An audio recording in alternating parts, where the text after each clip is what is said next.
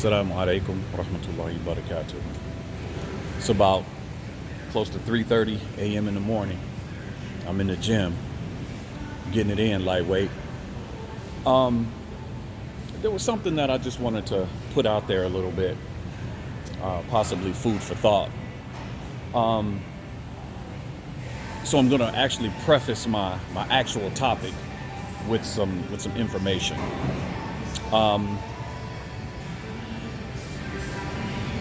The issue is the wealth gap and creating an income and home ownership, in specific to the African American community and the African American Muslim community. In 1922, that's when the government and the banks were redlining African American neighborhoods. Redlining is a systemic way to keep people corralled into certain areas. And what they would do is they would basically deny them loans to purchase homes in anywhere other than where they lived. They would just deny them. They couldn't buy a home in any other neighborhood. So they were sort of corralled into certain areas by their skin color and denied loans from the bank. It's called redlining. That's redlining in a nutshell. This was in 1922. In 1944, you had a lot of soldiers coming home from war, getting out of the military, and the government needed to basically take care of these people. So what they did was they created from the GI Bill a program where soldiers could have low interest loans to purchase homes. The government went so far as to not only extend that to them, but to build homes, brand new homes for these soldiers. And the soldiers could get these homes for either zero down or a very low, very modest down payment. And they were almost never denied. So these soldiers coming home could then purchase homes and have a place to live. And again, the government built entire neighborhoods for these soldiers. Well, here's the thing to it.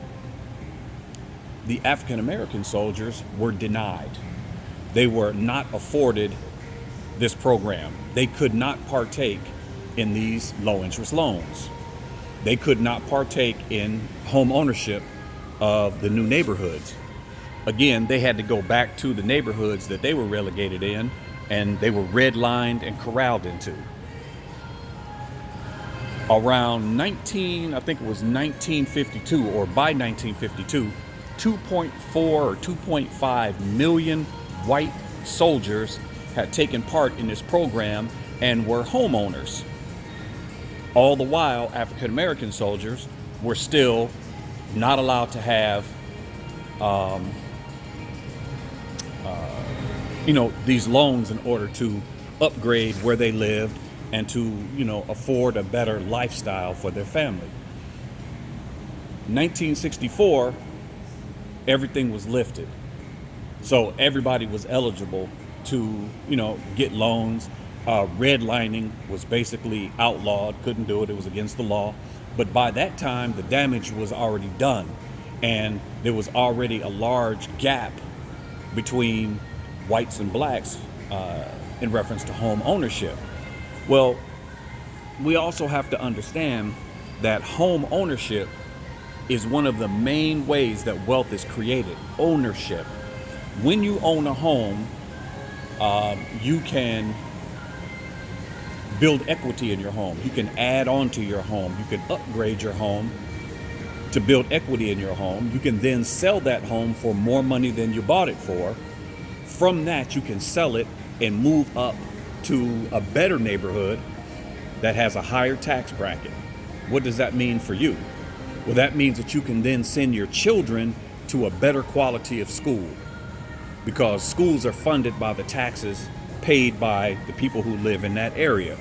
When you have a better quality of education, you know, historically we've seen that opens up more doors for the people who have a higher quality or better education. Another thing that people would do is, again, we're talking home ownership. If a parent dies, the children, their progeny, could then take that home, they can sell it, they can take that money and pay off their college, thereby coming out of college basically debt-free. Another thing is that they could live in the home without paying rent while they're in school or while they're working. Maybe they're not in school, maybe they're just working, and all the while they're working, they're not paying rent, and they're able to stack and save money. From that, they can buy other properties, they can rent those properties out, and then have a second income in. The point is, from ownership, there's a lot of different avenues that you can take to create wealth, not only wealth for yourself, but generational wealth to pass on to your children. Now, let's move to the African American community and the African American Muslim community. Many times, the African American masajid are rented, not owned. Many times, you will find the masajid that are frequented by the African Americans are in urban areas or low income areas, sometimes high crime, many times lack of resourced. The communities are, I don't want to say dead, but economically depleted. Again, we're talking urban areas. And the African American in general and the African American Muslim needs to rethink the model in which they set up communities, or the communities that they live in. In specific, the African American Muslim needs to own the building that they're worshiping in. It's important. Again, we're talking the ability to build equity. There is a community that I know of that built a nice masjid in their community.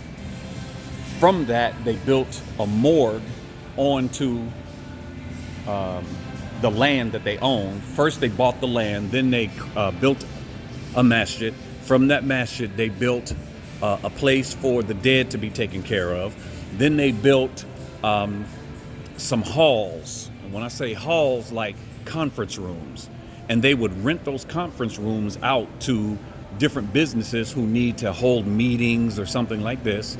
And then from that, they built a school. They built the school, and then obviously there's a charge or a fee. And now the community or the masjid has money coming in, and they're able to fund the programs that they want funded. The masjid that I'm talking about is one of the immigrant masajid. It's one of the immigrant masjids. These people are also many times the immigrants that come to America, and it's important that we understand that. They are normally degreed. They are educated. I think there's this misunderstanding that many of the immigrants that come to America are these lowly educated, people that are struggling and don't, but that's not necessarily the truth. Many of the immigrants that come from the Middle East, that come from Pakistan, they come from India, they come from Africa, they are not only degreed, but have advanced degrees. So these people have money because they have these degrees. When they come to America, they're able to get jobs that pay well. And then by doing that, then they can fund the masjid, fund programs that they want funded, pay for schools or fund schools for their children. African Americans, we have to look at the model that they've created or the model that they set their communities up with. And we sort of need to come up with something similar or the same in order for us to be able to create the communities that we want. African Americans and African American Muslim community, we have some issues that are sort of specific to us. We have needs that we need to have taken care of. We're talking about drug and alcohol addiction. We're talking about recidivism to prison. We're talking about marital counseling. All of the things that other communities have, we need some of these same things, or these same resources. And, we need to fund these things ourselves, because if we don't fund them and oversee them, no one else is going to. So we need to do that on our own. We need to find a way to create residual incomes. The masjid come together, buy a building, from that building, build something onto it, or own something else that can create wealth or an income. Buy an apartment building, something.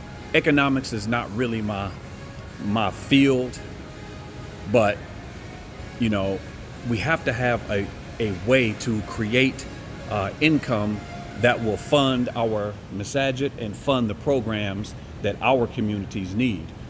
I sat in on during the month of Ramadan. I was in one of the more affluent masjids one night, and I watched them fundraise between $200,000 and $250,000 in about 30 minutes. And all of that money goes toward the masjid. It goes toward funding their programs. It goes toward, now keep in mind, the people that are donating this money are mainly immigrants, almost 100% immigrants. When I say donating, I mean donating 5,000, 10,000, 20,000, 50,000, 30,000. These are mainly immigrants, and the majority of them, if not every single one of them, are highly educated, be it doctors, lawyers, engineers, so on and so forth. They have the ability to fund their own masjids. We need to do the same thing. We have to find a different way to run our communities and run our businesses and our masjid. So those were just a few thoughts that I have at 3:30 in the morning on Saturday night here at the gym.